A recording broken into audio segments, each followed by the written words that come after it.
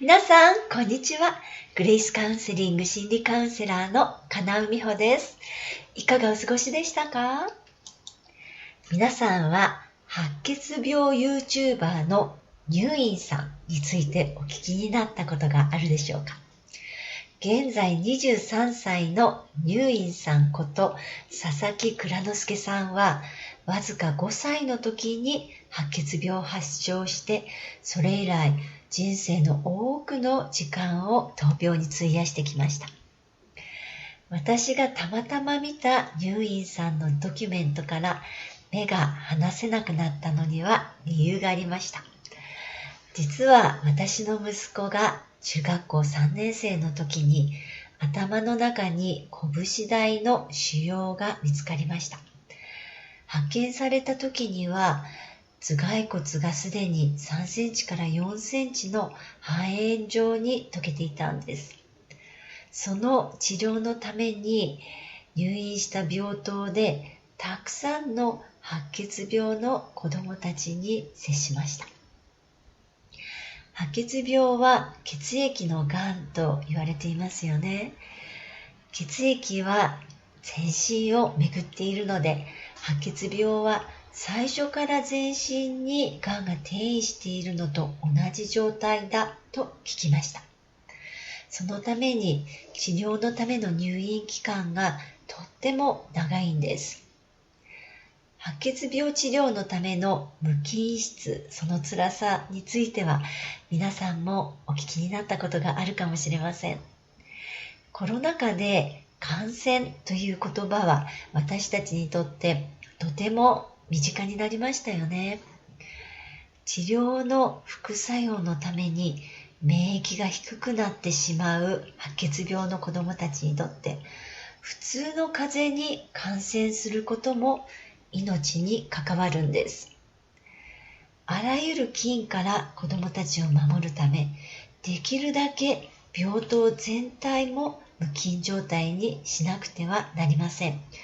だから友達はおろか、兄弟でもそこに入ることは許されないんです。入院している子たちは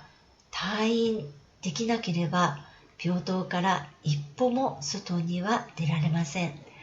だから子どもたちは数年間にも及ぶ入院期間をずっと病室のベッドの上で過ごし、その上で育っていく、そんな様子を間近に見ました。治療のための抗がん剤の影響があって、子どもたちはいつもお腹を空かせているんです。でもそれは薬の副作用だから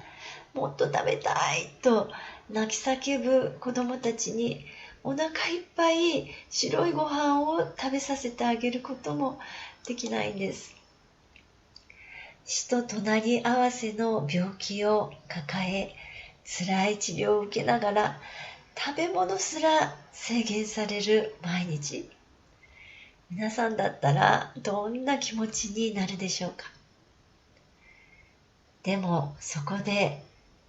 病院に暮らすかのように長い時間子どもたちに付き添っているお母さんたちはみんな明るくて笑顔がいっぱいだったことを思い出します。どうしてでしょう？そんな暗い状況の中だからお母さんの笑顔だけがその病棟の中で唯一の希望だったからなんです。2度にわたる骨髄移植の後、落ち着いたかに見えた入院さんの病状でしたが、20歳の時に残念ながら白血病が再発しました。抗がん剤治療をしても、放射線治療をしても効果がなくて、入院さんは3度目の骨髄移植を受けることになりました。たとえその移植が成功したとしても、長期生存の可能性は 10% にも満たない。そしてもし移植した細胞が体になじまなかったら死に至る可能性もあると医師は入院さんに告げました。それでも入院さんが配信する動画には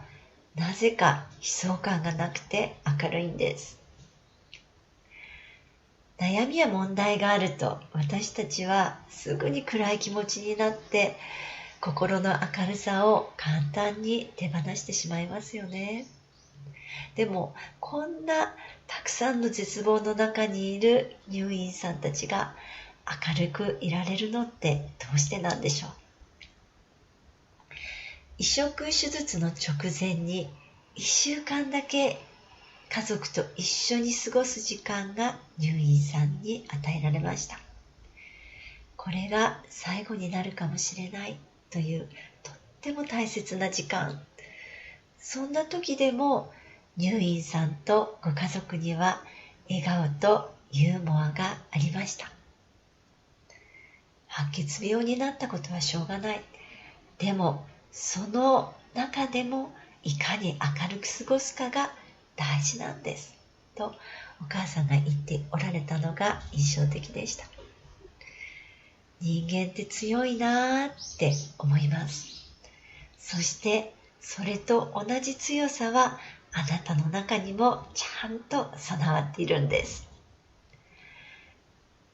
周りが明るい時には見えなかった小さな星の光が辺りが真っ暗になることではっきりと光を放ち出すように、今もしあなたが悩みに圧倒されて絶望の中にいるとしても、必ずその闇の中に星の光は見えてきます。悩みはあなたとあなたの家族がもっともっと幸せになるための贈り物。大丈夫。あなたにもできます。では、また。